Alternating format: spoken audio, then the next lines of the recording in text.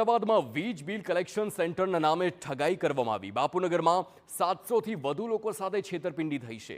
લોકો પાસેથી વીજ બિલના રૂપિયા લઈ ગઠિયો ફરાર થયો છે। નવા બિલમાં પાછલા મહિનાનું બિલ બાકી આવતા ઘટસ્ફોટ થયો। વર્ષોથી વીજ બિલ કલેક્શન સેન્ટર ધરાવતો હતો આરોપી ટોરેન્ટ પાવર 5 મહિના પહેલા જ કોન્ટ્રાક્ટ તેનો રદ કર્યો હતો। ખોડિયારનગર 4 રસ્તા પાસેની ઓફિસે લોકો એકઠા થયા।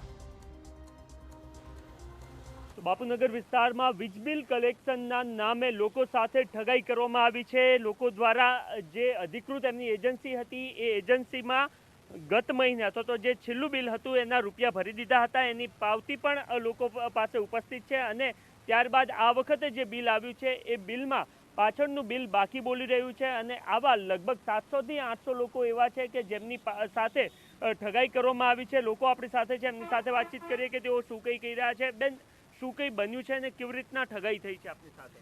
જાન્યુઆરીમાં જે લાસ્ટ બિલ આવ્યું હતું એ અમે ભર્યું છે, પણ આ વખતે જે નેક્સ્ટ બિલ છે એમાં એ જોઈન થયું નથી અને બાકી જ બતાવે છે અને જોઈન કરીને પછી પૈસા વ્યાજ સાથે પૈસા ઉમેર્યા છે। ઓકે, તો કેટલા લોકોનું આ રીતના બાકી બિલ આવ્યા છે? બહુ બધા હતા। સવારે મારી મમ્મી પણ આવી હતી, એમના સાથે પણ એવું થયું છે। હમણાં અમે પણ આવ્યા છીએ તો અમારી સાથે પણ અને આવા બધા બહુ બધા છે અહીંયા। ઓકે, એટલે આ કોણ છે વ્યક્તિ કે જેના દ્વારા ઠગાઈ કરવામાં આવી છે? શું નામ છે? હિરણ પટેલ। હા હા, એ લગભગ અહીં 700 થી 800 લોકોનું આવું કૌભાંડ કર્યું છે। ફેમિલી જોડે વાત થઈ છે, એનું કહેવું એવું છે કે ભાઈ ડિપ્રેશનમાં જતો રહ્યો છે અને જે કોઈ લોકોના પૈસા બાકી છે અમે ચૂકવીશું, એવું પીઆઈ સાહેબે કીધું છે। એટલે સોમવારની વાત છે, સોમવારે એના પરિવારજનો આવવાના છે અને આ લોકોના જે પૈસા બાકી છે એનું એક લિસ્ટ તૈયાર કરીને પીઆઈ સાહેબને આપવાનું છે અને પીઆઈ સાહેબ આગળની કાર્યવાહી એના પર કરશે। ઓકે, તે હિરેન પટેલ નામનો વ્યક્તિ છે કે જેના દ્વારા ઠગાઈ કરવામાં આવી છે અત્યાર સુધી, કારણ કે ટોરેન્ટનો ઓથોરાઇઝ આ કલેક્શન સેન્ટર છે અને ત્યાં વર્ષોથી લોકો પોતાનું બિલ જમા કરાવતા હતા।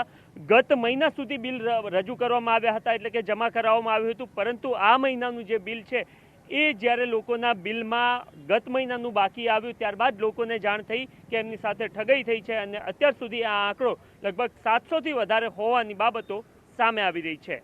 કેમેરામેન નટવર પરમાર સાથે નરેન્દ્ર રાઠોડ, TV9 અમદાવાદ।